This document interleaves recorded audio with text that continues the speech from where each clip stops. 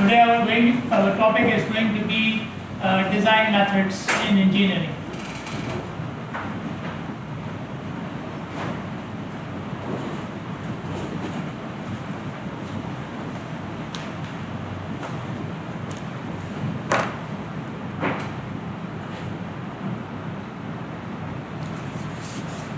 Okay, so let's say you are in a design office, you are in a consultant office, and somebody comes and says to you that I want you to design a building, okay, or a villa. Imagine whatever you can.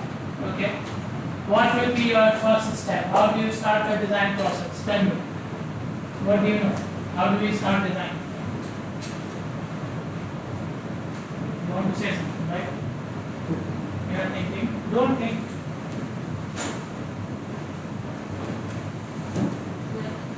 Yes? Planning what?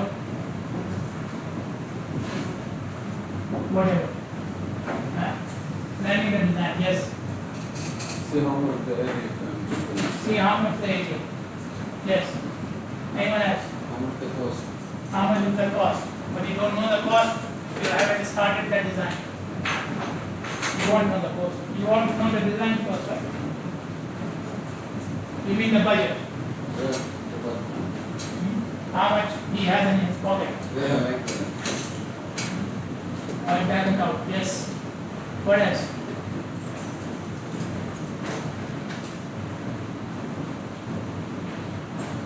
More come classical. What on the class? Yeah. Foundation. Starting with the foundation. You start with the foundation. You start the design with the foundation design. Okay. Now you can see that there are different people who are saying different things, right? Huh? So if this is happening in the design office, it will create a mess. You go to one engineer, he is starting from something and the other engineer is still planning. I'm not saying that we should not do the planning, or we should not look at the foundation, or we should not look at the budget. All these things are important, right? Okay? But you cannot jump from one thing to the other as per your own wish. Okay? Today I will start with foundation. Okay? Or since I don't like your face, tell me what type of design you want, classical or modern. It should not happen like this, right? Okay? So the first thing we should agree on is the design should be a process which is already defined. Okay? The design should follow a process which is well defined. You know the steps. Okay? You know what is step number 1 and 2 and 3, right? Okay? This will create less confusion. Okay? And this will speed up the process as well. Because everybody knows what to do. Got it? So the first thing we need to agree on that the design should be a systematic process. There should be a systematic approach to the design process. Agreed? Okay? Now you know why we are saying this. Okay. What are the things that you can design? Okay, there are different types of design which we do in engineering. I'll come to civil engineering later on, but the type of design we can do is we can design a process, a system,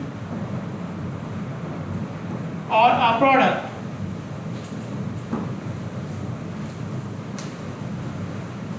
Okay, these are types of things you can design.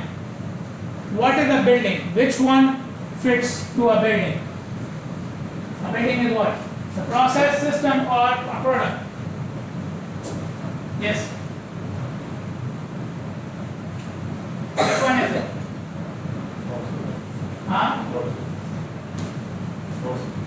Process? Product, right? A building is a product, right? A building is a product. Okay? A system can be what you see in the industries. Oil refinement process, right? It's a whole system. Okay, you have to establish it doesn't work with one machine, right? It's a whole series of items which work together, right? So that becomes a system. Okay, and then we have a process. We design process as well. Okay, so we do course design, which you guys hate, right? What type of course is this? Why are there so many exams? Why are there exams at all, right? A course without exam will be very good. We can learn anyway, right? Do you agree or not? Agreed, right? So nobody should come in the final exam.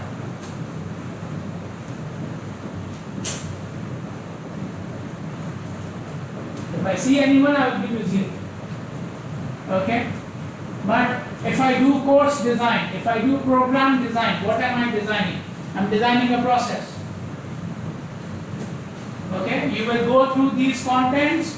These are the outcomes. To achieve these outcomes, you have to read from this book. You have to go through these labs. You have to learn this software. And you have to do 2 exams and 3 assignments and whatever. Okay? So this type of designing is what? You are designing a process. Okay? So there are different types of design items. Okay? So the design must follow a systematic approach, and that systematic approach has different stages. Okay, the stages which are normally included in design, normally. Okay, we are not talking about engineering, civil engineering right now. We are talking about engineering in general. Okay, the process which will be followed by a civil engineer, a chemical engineer, mechanical engineer for their design. Okay, and that process involves problem definition. Then we have what?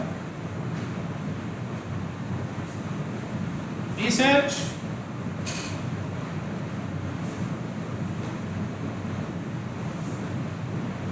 concept generation, then concept evaluation, and then detailed design, and then testing. We will see how this process is applied to civil engineering later on. Okay, but these are the steps which we follow. So problem definition is, in engineering we are trying to solve the problem, right? Whatever you are trying to design should serve the community. Okay, should be serving the people. Either it should be solving a problem or it should be improving the life of the people, right? Okay, so first of all, look at what you are trying to achieve. This is your end goal. This is your final objective. At the end of the project, I should be able to achieve what? Okay, clear now? Okay, now keep this one thing in mind. My end goal is not to have this. My end goal is to solve this. You're getting my point? Okay, so for example, you say that I'm going to make a product and the product is a car.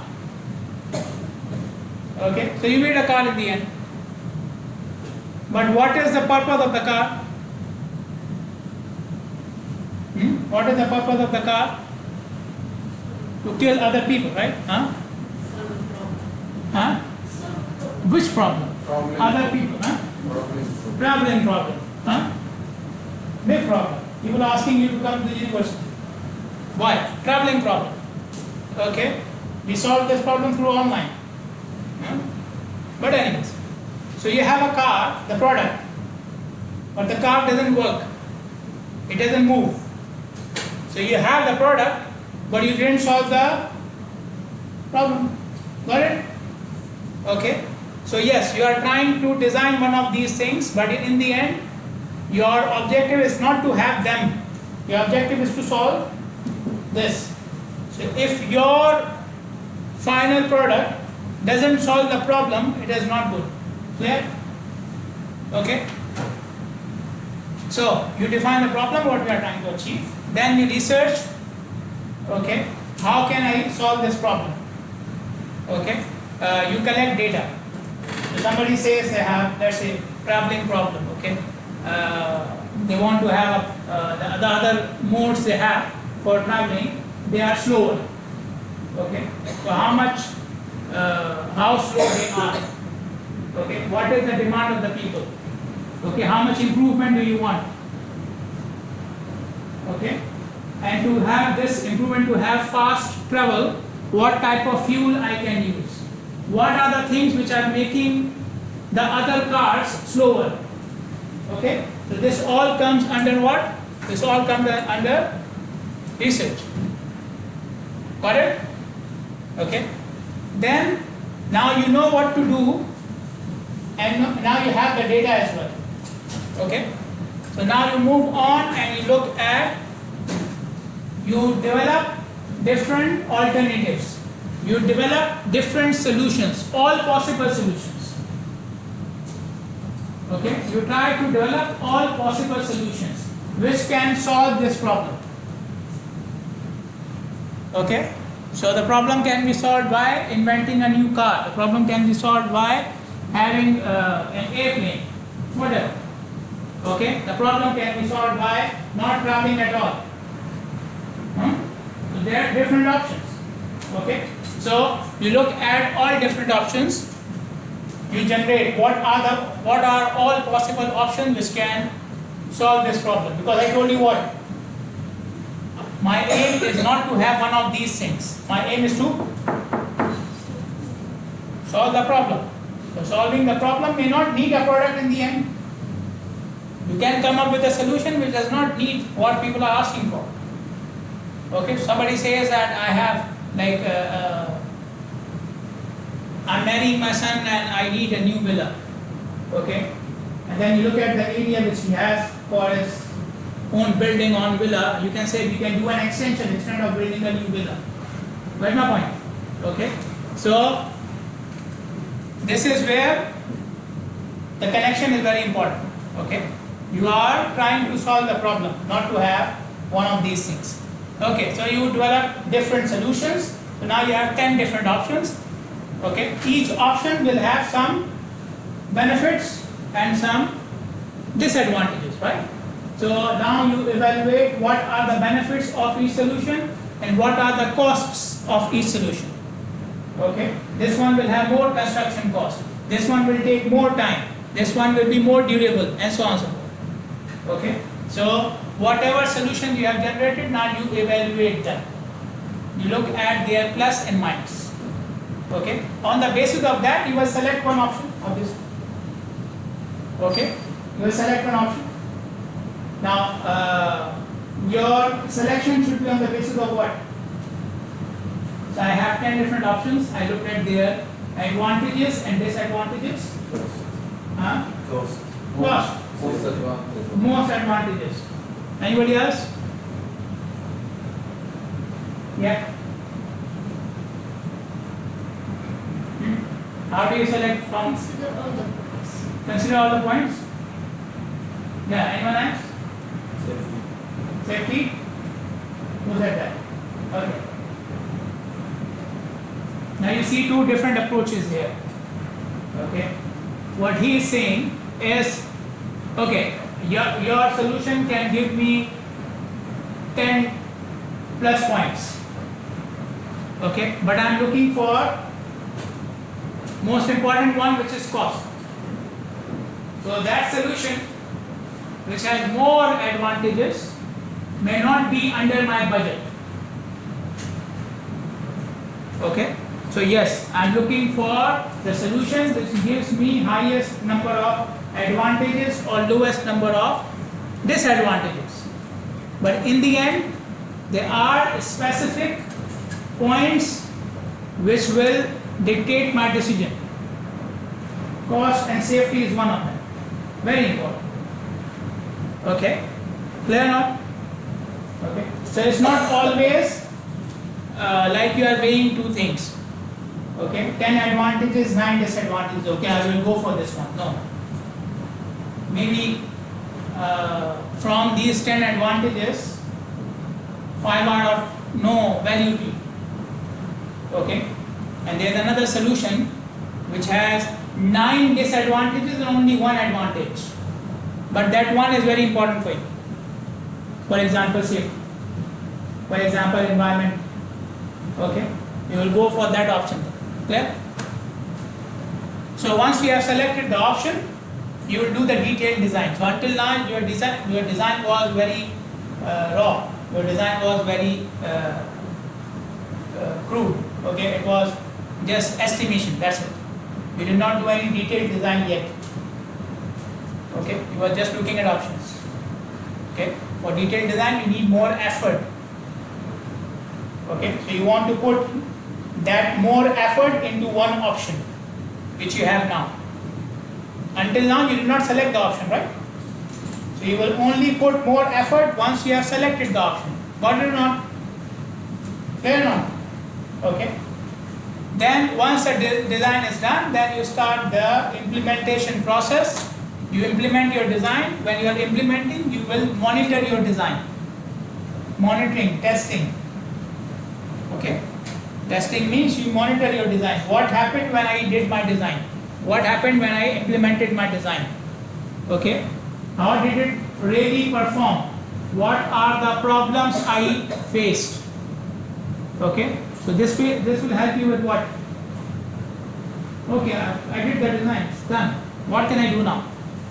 If there are any problems, if the design is not performing well, so what? What can I do? It's already done. Why am I wasting my effort in monitoring the design? What benefit it will give me? I had a project, the project is done. I gave the design. Fine. Whatever it is, it is. I will not do the whole project again, right? Right or wrong? Modify. Huh? Modify. Modify for what? Once or wrong. Things wrong at the product. And then you will need to write. Okay. What if I cannot modify the design now? There is no time, the client is not giving me extra time or extra budget to modify the design. The design is already implemented, I cannot now dismantle the whole thing. Huh? You should do it again. It belongs to the client. Right? I tell him, no. Let me finish my design. This land belongs to me until I finish my design. Yes. Each design has advantages and disadvantages. Sometimes we need only some problem. We don't care about the other. So if we test the design and it's give us those properties and we chose them, so then why we should modify the design also? If we don't need to do so, then Okay. I agree. But what if there were problems in those properties as well? here's a problem. The design is not qualified enough to cover the problem that is designed for. Okay, let me rephrase the question. Does, apart from modifying the design, is there any other benefit of monitoring the process? Is there any other benefit of monitoring the implementation of the design? So one of the benefit is if I found any mistake, I will correct my design. Okay, this is one of the plus points. Any other thing apart from that? Will this benefit me in any other way? Yes, when you design other things. Yes. Okay, so your testing results will make your future designs better as well. So you don't repeat the same mistake. Okay, so this will feed into, so next time your process will be faster because now you have learned more. Okay, got it or not? Okay, it's not like how you study courses here. Huh? AutoCAD done. Forget about it. Introduction to engineering done. Forget it. Limited size, right? You need more hard drives here, right? To put all this information. Anyways. Okay, in civil engineering, we try to apply this process to the design of infrastructure, right? Okay, our main product is infrastructure items. Okay, so when we apply this process to infrastructure items, we do design different types of designs. Okay, when you hear about design, what comes to your mind in civil engineering? What am I designing? What type? Building. What in the building you are designing? Are you designing the AC? No? You cannot? What are you doing? Okay. Yes, we cannot. What are we designing? Did you transfer from architecture? No? But that's what we design. Also the roads and bridges. Okay. Even for bridges, what do we design? What element of the building do we design? Yes. Huh? Like what? Yes. Okay. Yes. Our main focus is on beam column. Yes. We can define the rooms and floors and so on and so forth. Okay. But normally those come from the client requirements or the architect. Whatever this. Okay. So our main aim is structural design, right? Okay. So in civil engineering, a very important area of design is structural design. The structural design deals with the bearing of the load. Okay, can our product bear the load, the required loading or not? That is called structural design. Okay, and this is done for bridges, this is done for buildings, this is done for foundation, and this is also done for I forgot. Anyways. But you get the idea, right? Okay. Even for roads, okay, roads which are on the ground, not bridges, on the ground, still they have to bear the load. Okay. So one of the important elements or part of civil engineering design is the design of structures which deals with bearing the load, designing the structure so that it can bear the load. Okay. Then we have geotechnical engineering, geotechnical design, which is a part of structural design, but it's a very specific part. Okay, geotechnical means it deals with what?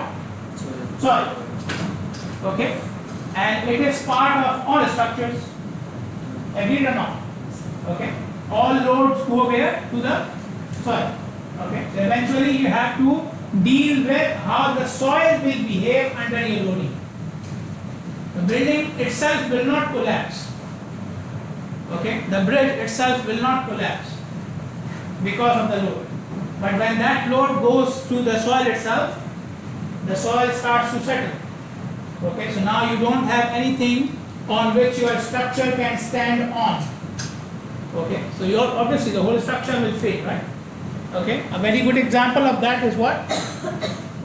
Which structure is a very good example of soil failure? What? Aeroplane?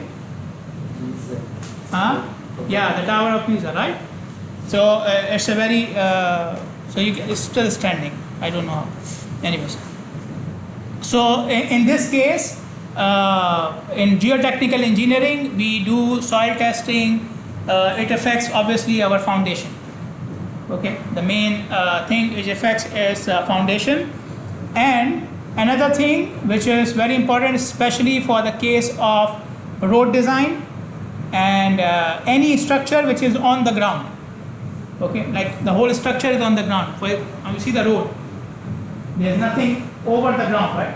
The whole road is on the ground. Okay, so that structure is stabilized by the slope, because you don't have beams and columns, right?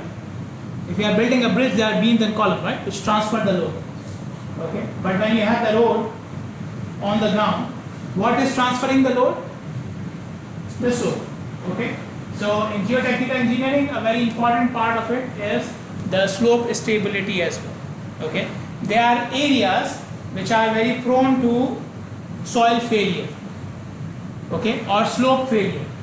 for example, if you go to mountainous areas, okay, so the road is on a mountain, and mountain, you know, these are hard rocks, so it doesn't have any problem with the settlement or anything. It has strength. But what's the problem? The side itself. Okay, so many times the road is stable, but the side collapses. Okay, same thing happens with water channels as well. Okay, the slope stability is very important for water channels as well. Okay, so this is where geotechnical engineering comes into play. Then we have hydraulic engineering. When we hear the word hydraulic, what comes in our mind?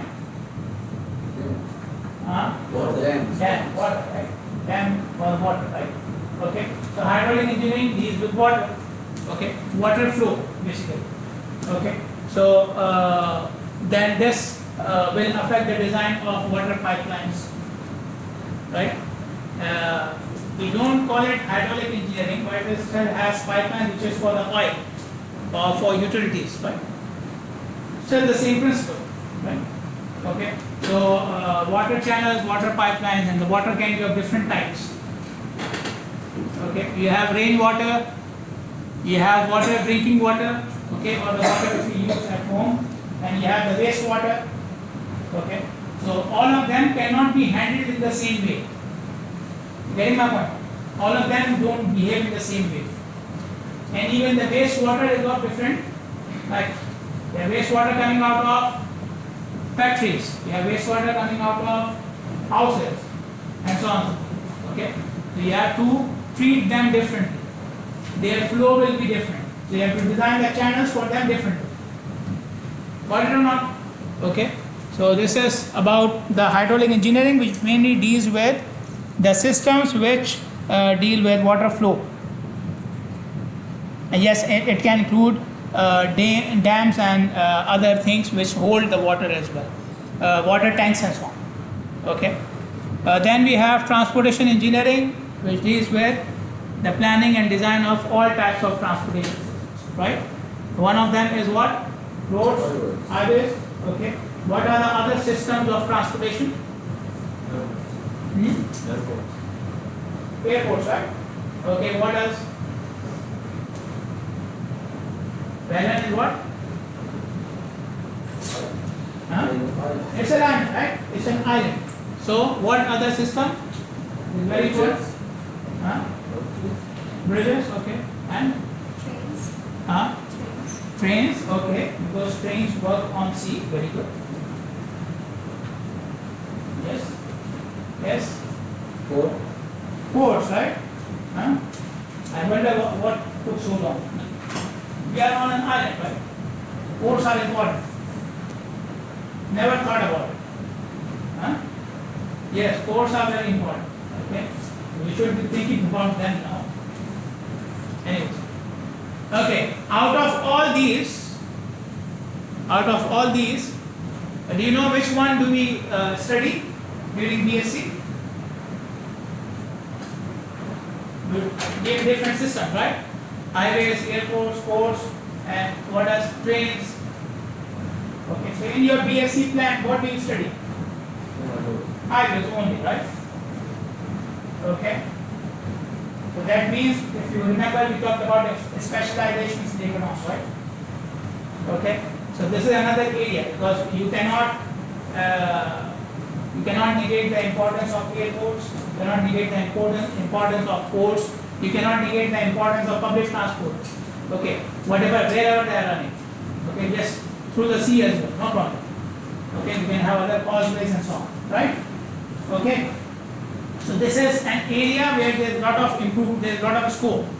Okay, if you go to other GCC countries which already started their metro projects, even in Pakistan, okay, we study railway engineering in our BSc.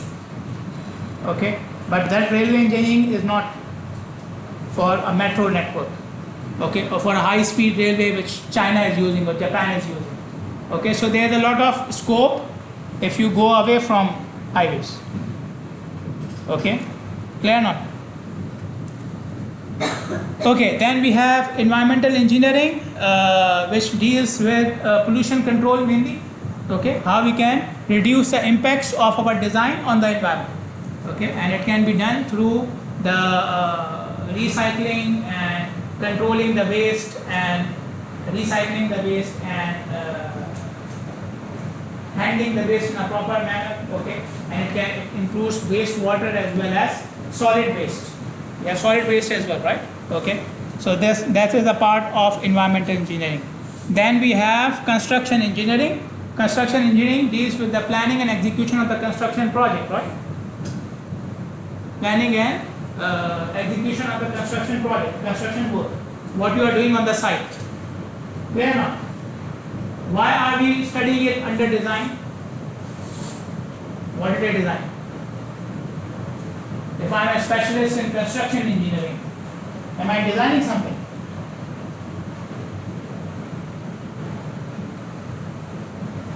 Okay, yes. There are a lot of construction engineers out there. Are they designing something? They are managers. So are they designing? Does their work involve any design? They are not designing, they control the quality. They control the quality, okay. This is also important for the design, right? We talked about geotechnical engineering, for example.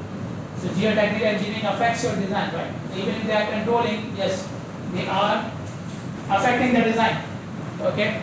But anything else? The answer would be on the board. Oh, the other board. Yeah, Design the process. designing the process, right? They design the whole process, right? How the construction work will happen. Okay, they may design a system as well. There are a lot of construction projects in which concreting or these excavation, these activities are very huge. They continue for days without stopping. So they have to design a whole system. Okay, so that this whole thing can continue without any stoppage. Okay, I don't know if you went to any major project for a site visit. Okay, they may have explained to you this. There was a project in at Marina. People went there. It was from ICE, right? Did you go there? No. Okay, but that was a very huge project. It was a big project. Okay, so although they were doing concreting, but that concreting is not concreting of a villa or concreting of a normal slab. Okay, because their work was very vast. Okay, even just to go from one end of the project to the other end of the project will take you like half an hour. Okay, so now you can imagine construction work going on in this much area. Okay, so it requires a whole system. So even construction engineer may be doing some design. Okay, got it? And obviously here it affects the design as well. Okay, the other part of designing is materials engineering.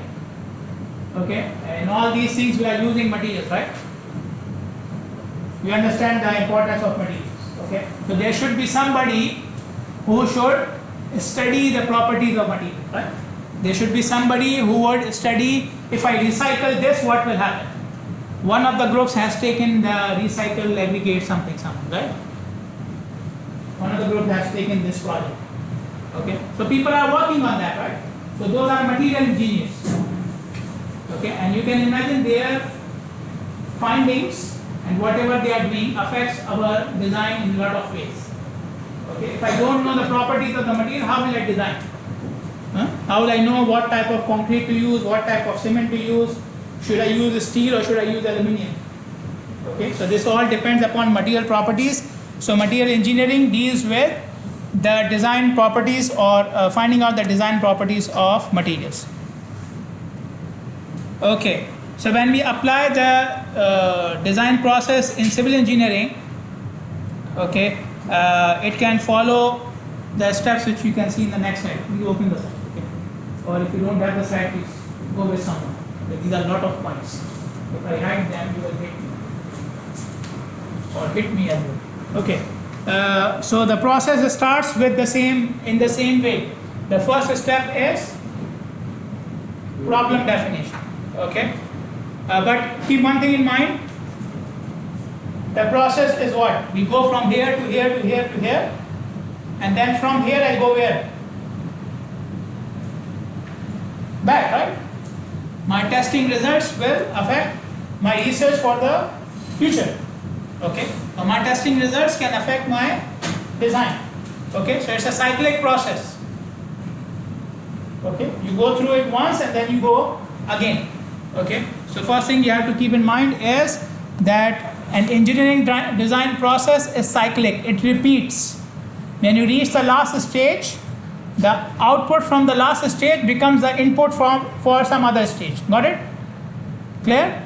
Okay.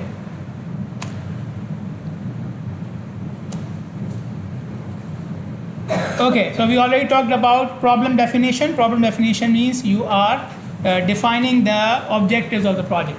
Another thing is you are defining the requirements of the project. So there is an objective which I want to reach. Okay, and this objective has this requirements. Okay, so my objective is to make my travel faster. Okay, and then there will be other requirements like it should be faster for these people, or it should be faster for these cars, or it should be faster through this route, and so on. Got it? Okay, so there are requirements and then there are constraints. Okay, constraint means limits. Okay, you mentioned budget, right? You mentioned cost and budget, right? Both of you mentioned different questions.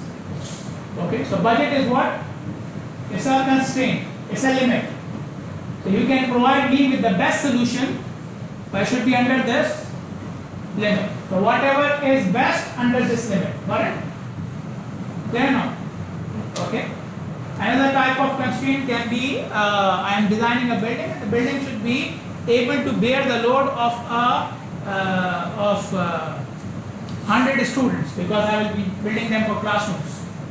Okay, so this becomes a constraint then. My load can become the constraint. Okay, so some of the requirements can be translated into constraints. They can become your constraints. Okay, so this is part of problem definition. Then we talked about doing research. You collect more data, you look at what others have done, what are the things which we need, and so on and so forth. So we have got this. Then the next stage is concept generation. They are calling it in this case as ideation, meaning you generate different ideas. Okay. Then you have the evaluation and the selection basically. Okay, so you evaluate different ideas and you select one of them. When we are doing it for civil engineering projects, when we are evaluating different designs for civil engineering projects, what are the things which we keep in mind? Cost, performance,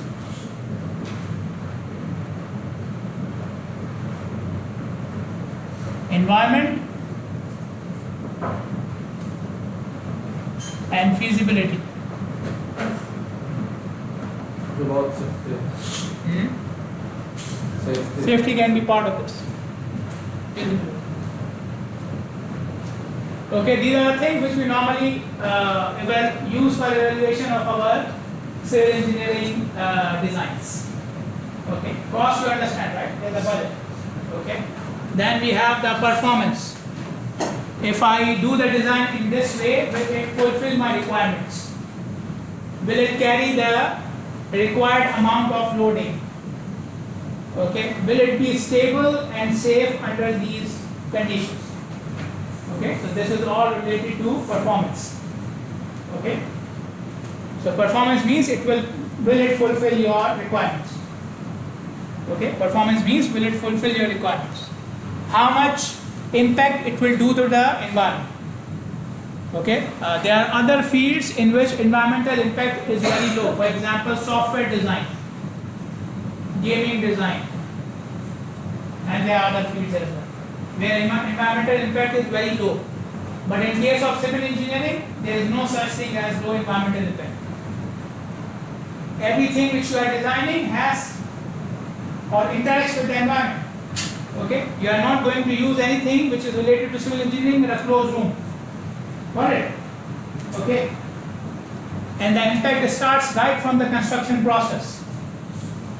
If you have lived near a construction site, you know what I mean. There is noise pollution, there is dust, and there are equipment, and there is material, and there is traffic jam, and whatnot, right? Okay. So, environmental impact is a very important part of civil engineering projects, and then the feasibility. Feasibility means, is this thing possible?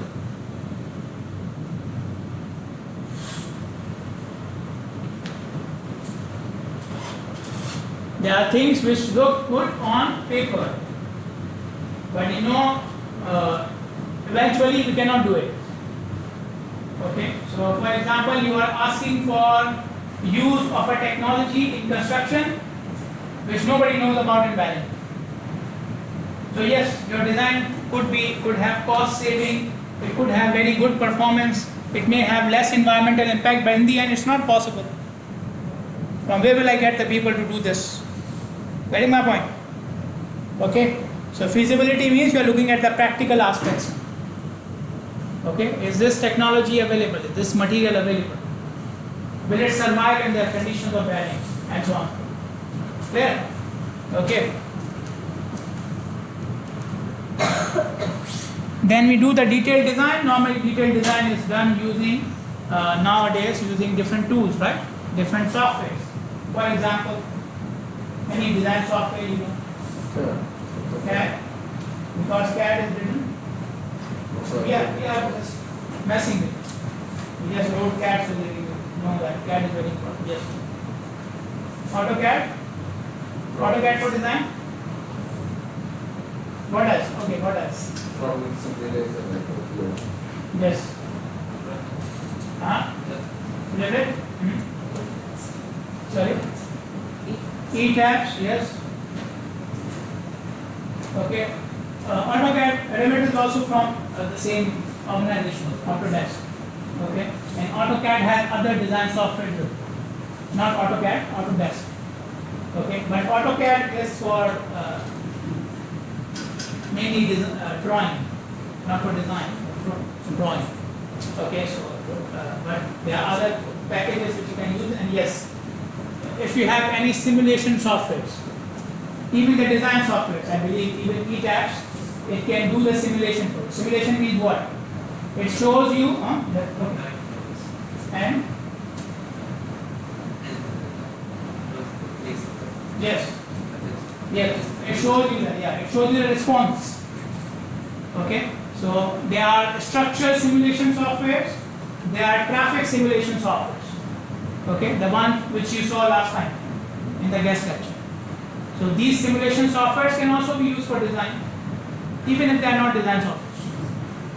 There are some software I know for traffic that they are not for design, they are for simulation. But if I put 3 lanes, what will happen? I can use it for my design, right? I can check if I do this design, what will happen to the real traffic. Okay. So simulation tools, simulation softwares also become tools for design. Okay. But the point is, in today's era, the design is mainly done through these tools and softwares. Got it? Okay.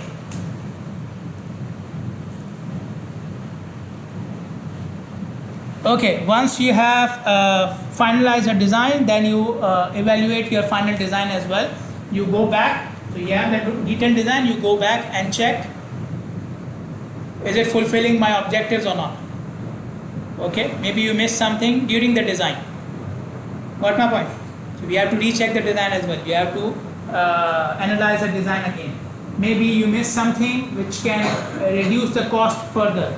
Maybe there is something which you can do to improve the design further, improve the performance, or reduce the environmental impact. So once the digital design is ready, we do something which is called as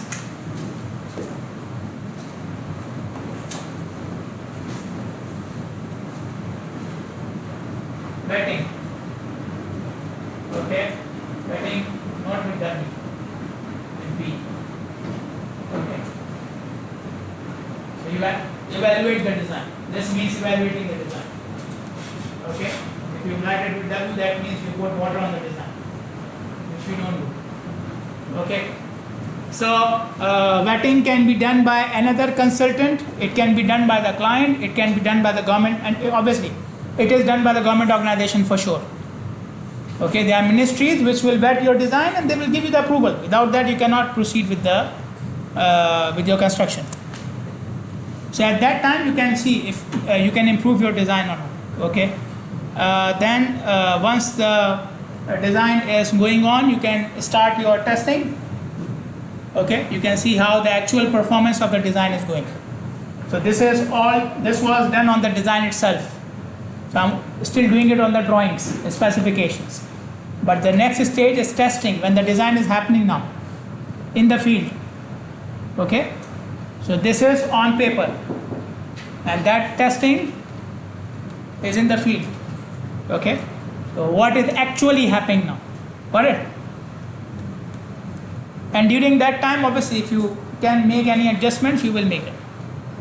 Okay? Once all these stages are done, you implement your design and you finish the construction work. Once the construction work finishes, then you start with documentation. So up till now we were going through this cycle. Now we have something which we call as documentation. You document everything what has happened in the project. What was the initial design, how many times it was changed, what were the test results, what happened wrong, were there any accidents, okay, how did we spend the budget, okay, how much material was purchased and where was it used at, okay. So all construction companies especially, they maintain a record of their past projects, full record, okay, starting from the agreement, the first agreement they signed, the BOQ, and then the tracking, the planning, and so on and so forth. Okay, so they maintain everything. So this is complete record of the actual project. Then on the basis of that, you provide feedback to different stakeholders. Okay, the next stage is feedback. Okay, now we do feedback on the courses as well, right?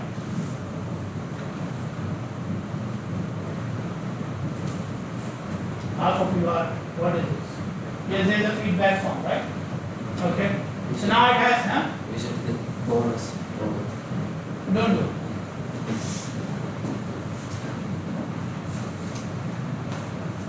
I'll tell you next week why I'm saying this. So don't do, no problem. Okay. That was that. Yeah, so now feedback has become an official quality assurance process.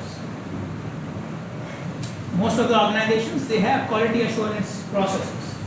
They take certifications for quality assurance. Okay, you have heard about this ISO standards? Yeah. If you purchase anything, phone or AC or TV or whatever, you don't purchase anything, only buyers, you know. Okay, but there are ISO standards, they provide you certification. You follow their standards, they give you certifications. Okay, so, many big companies, your father works where? They must have. Ask them. Okay. So most of the big companies from any field, not only construction, any field, they follow some quality procedures, quality processes. Okay, mainly for certification. So if you have the certifications, you have more ranking, more weightage. When you go for contracts, they give you more weightage. You can tell them we have ISO certification. Okay. So going back to the point, one of the main points of this process, quality process, is to take feedback. Okay, and this is why we do the feedback in the universities as well. Otherwise, who cares about it? Right or wrong? Right. Okay. But you see, the whole semester you are trying. Bonus mark, I was late, I missed the exam. Who cares, right? But then in the end you have to do the feedback. Huh? you are so worried about you will not have these. But anyways, so the point is, at the end, you take feedback from different stakeholders. Why this is important? One stakeholder may think that the project is successful, and the other one may think that the project is a disaster. I will never work with this guy again, or I will never take this sort of a project again. Okay. For example, the contractor had a lot of profit from the project. For him, it was a small project. For him, according to his work, this project was very small. Okay, and he took a lot of profit from it. It did not cost him much effort or many people or many days. So he is happy. Okay, now he got a profit in a small period of time. But the consultant had a lot of problems with this project because the client was very demanding. Okay, and the contractor was not paying attention. Okay, so if you ask the consultant, he will give you a different feedback. If you are the contractor, he will give you a different feedback. Got it? Okay, so that's why taking feedback is important from all the stakeholders. Okay, because in the end, the project must be a success for everybody. Okay, and in the end, it's not good for the business if you are missing a perspective from any one of the stakeholders. Okay.